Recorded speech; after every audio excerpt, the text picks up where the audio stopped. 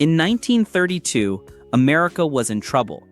The Great Depression had crushed businesses, factories were shutting down, and for most families, simply putting food on the table was a daily struggle. Cars were still a luxury for many people. And if you wanted real power under the hood, you usually had to pay for a big, expensive machine built for the wealthy.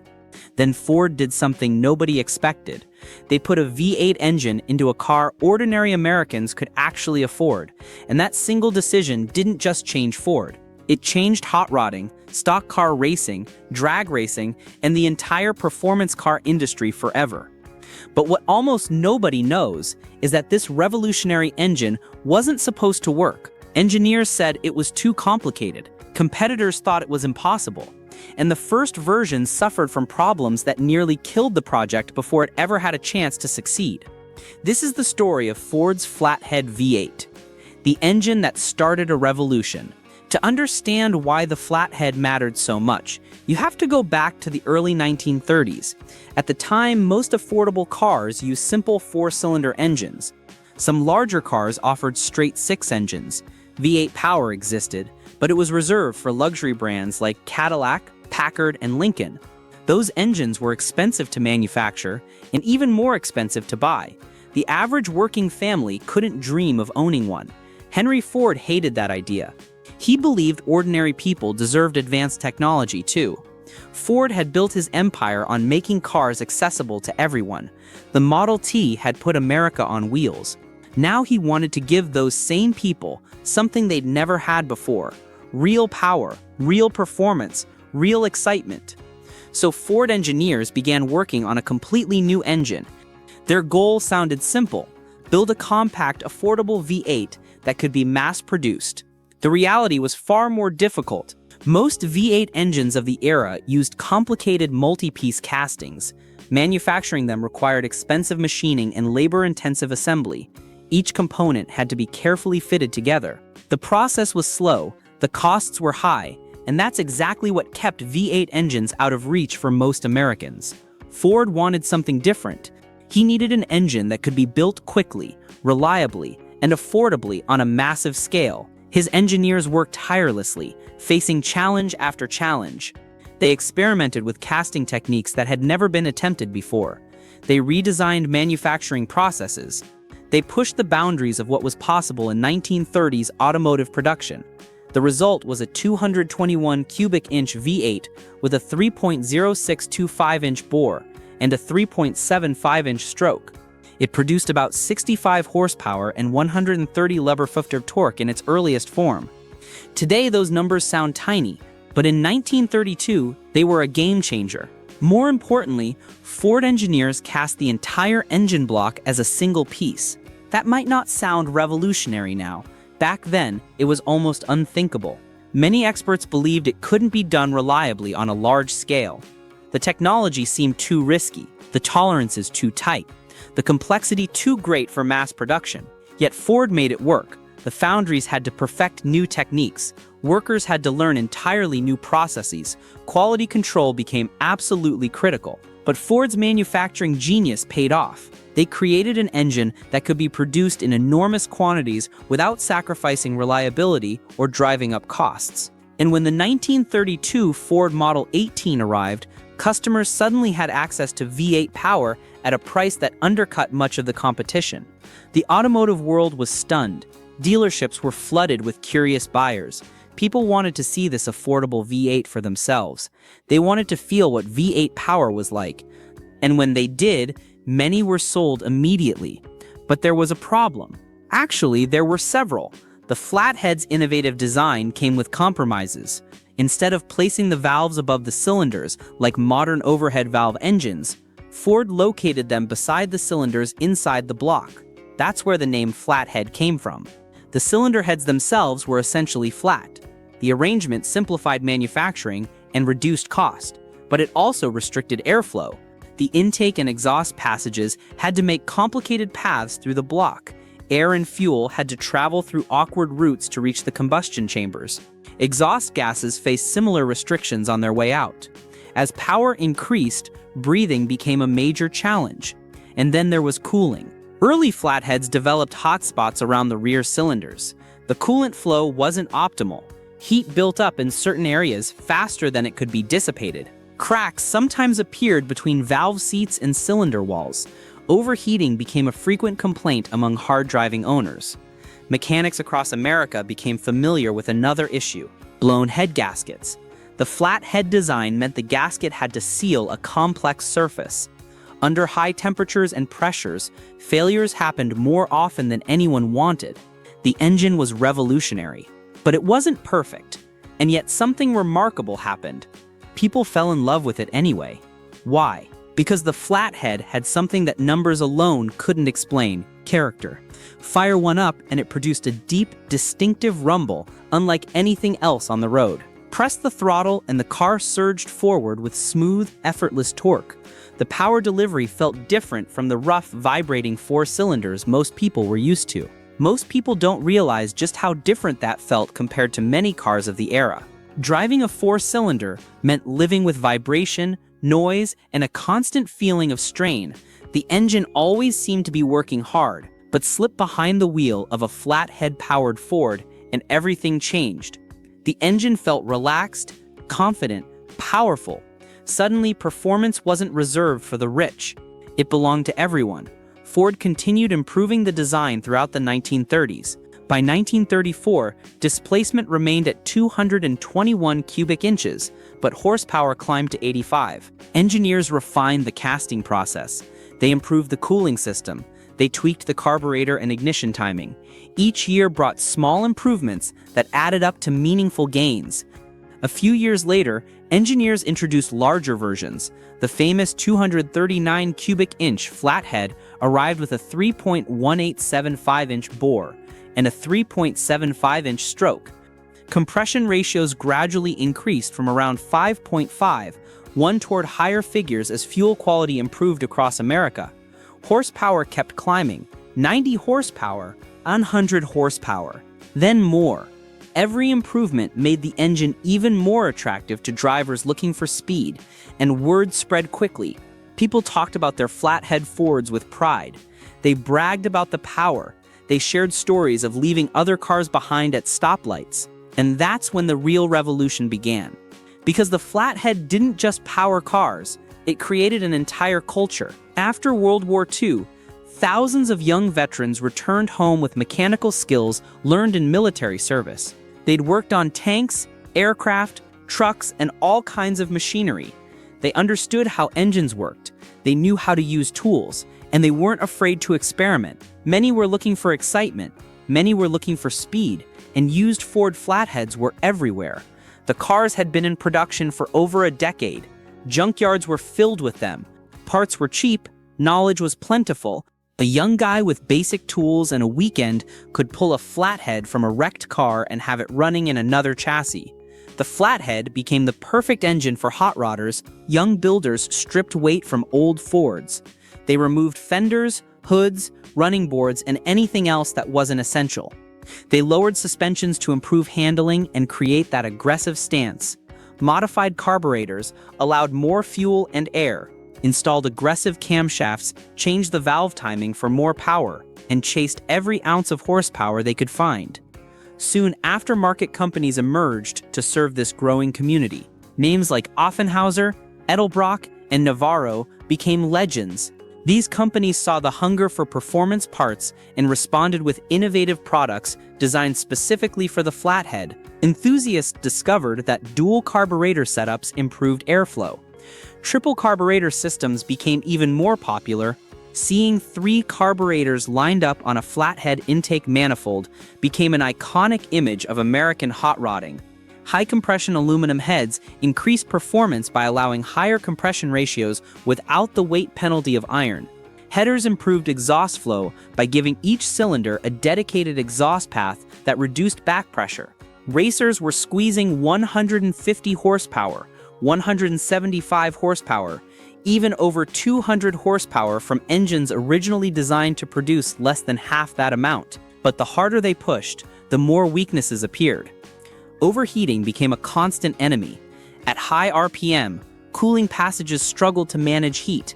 The The restricted flow paths that made manufacturing easier now became performance limiters. Temperatures would climb, warning signs would appear, and if you didn't back off, something would break. Cracks developed in the blocks and heads, valves stuck when things got too hot, bearings suffered from inadequate cooling and lubrication. One mechanic reportedly joked that a hot-rodded flathead spent half its life racing and the other half waiting for repairs. Yet nobody stopped, because every solution created another opportunity for innovation. Improved water pumps appeared on the market, flowing more coolant through the block. Better cylinder heads arrived with improved cooling passages and stronger castings. Specialized ignition systems became available that delivered hotter, more consistent sparks. The Flathead wasn't just an engine anymore. It had become a platform for experimentation, a canvas for creativity, a challenge that begged to be conquered. And nowhere was that more obvious than on the racetrack. By the late 1930s and into the 1940s, flathead-powered Fords dominated dirt tracks across America. From California to Florida, from Texas to Michigan, local tracks featured Fords battling door-to-door every weekend. Local racers loved them. Parts were available at any Ford dealer or junkyard. Repairs were simple enough that a determined racer could fix most problems in their own garage. Performance was competitive against nearly anything else running in the same class. When early stock car racing began evolving in the American South, Ford Flatheads became a common sight. The legendary bootleggers who outran law enforcement often relied on flathead power. Those same skills and engines transitioned naturally to organized racing. Drivers pushed them mercilessly. Dust filled the air on dirt tracks. Engines screamed for hours under full throttle. Failures were common, but that was accepted as part of racing. Victories were unforgettable. One racer described the experience perfectly. The Flathead taught you how to drive fast and how to fix what broke afterward. But the real magic wasn't happening only at racetracks. It was happening in garages, in driveways, in backyards, in small shops across the country. Across America, teenagers and young adults spent weekends modifying flatheads. They pooled their money for parts, they traded tips and tricks, they learned from each other's successes and failures. Every improvement was shared, every success inspired someone else. An entire performance industry was being born. And it was happening organically, driven by passion and curiosity rather than corporate planning. And Ford probably never imagined how far it would go. By 1948, the company introduced one of the most famous versions ever built. The 239 cubic inch flathead used in the new Ford lineup produced around 100 horsepower. It featured improved metallurgy, better cooling, and refinements learned from nearly 2 decades of production. That figure may sound modest today, but remember the context. Many competitors still struggled to match that level of affordable performance. Chevrolet's inline-six was reliable, but couldn't match the Flathead's power or mystique. Plymouth and Dodge offered similar engines but lacked the performance reputation Ford had built. Hot rodders immediately embraced the new engine, and then came the legendary Mercury version. The Mercury Flathead featured a 255 cubic inch displacement thanks to a longer 4.00-inch stroke crankshaft. Mercury was Ford's upscale brand, and the larger engine suited the slightly more luxurious image. The larger engine generated more torque and became highly desirable among performance enthusiasts. That extra displacement meant more power potential, more torque for acceleration, more capability for big, heavy hot rods. Builders frequently mixed Ford and Mercury components to create hybrid combinations. A Mercury crank in a Ford block, Ford heads on a Mercury bottom end. The combinations were endless, limited only by imagination and budget. It was grassroots engineering at its finest. But another challenge was approaching, and this one threatened the Flathead's survival. Technology was advancing rapidly. General Motors introduced the overhead valve Oldsmobile Rocket V8 in 1949. Cadillac followed with their own modern V8. Chrysler was developing the legendary Hemi. These weren't incremental improvements, they were fundamental advances in engine design. Unlike the Flathead, these designs placed valves above the cylinders. Airflow improved dramatically because intake and exhaust paths could be much straighter. Higher compression ratios became practical without the cooling issues that plagued the Flathead. Horsepower increased without the severe breathing limitations of the Flathead design. Ford engineers understood the problem. The Flathead had reached its limits. No matter how much they refined it, the basic architecture imposed hard restrictions on performance. The competition was moving forward with superior technology. Even heavily modified versions struggled to compete with the newest overhead valve engines coming from GM and Chrysler. The writing was on the wall. Then, in 1954, Ford introduced the Y-block V8. It was Ford's first modern overhead valve V8 for passenger cars. It marked the beginning of the end for the Flathead. The new engine delivered more power, greater efficiency, and better long-term development potential. It could breathe properly, it ran cooler, it was designed for the future. For the first time in more than 2 decades, Ford had a successor worthy of replacing the legendary Flathead. Production of passenger car Flatheads gradually ended. By 1953, the Flathead's days in Ford automobiles were essentially over, though it continued in trucks and industrial applications for a few more years. The revolution appeared to be over, but the truth was exactly the opposite, because by then, the Flathead had already changed everything. Think about it. Before the Flathead, V8 performance belonged mostly to wealthy buyers who could afford luxury automobiles. After the Flathead, performance became democratized. Working people could own V8 power. Before the Flathead, aftermarket performance parts barely existed as an industry. After the Flathead, an entire network of companies emerged dedicated to making cars faster. Before the Flathead, organized hot rodding was a niche hobby practiced by a small group of enthusiasts. After the Flathead, it became a national phenomenon that influenced American culture. The engine influenced generations of builders, racers, and engineers. People who learned their craft on Flatheads went on to create incredible machines. They founded companies, they broke records, they pushed boundaries. Its DNA can be found in countless performance cars that followed. The idea that ordinary people deserve performance became fundamental to American automotive culture. Even today, collectors and enthusiasts continue restoring and racing Flathead-powered machines. A genuine 1932 Ford, equipped with an original Flathead, is one of the most sought-after hot rod foundations in the world.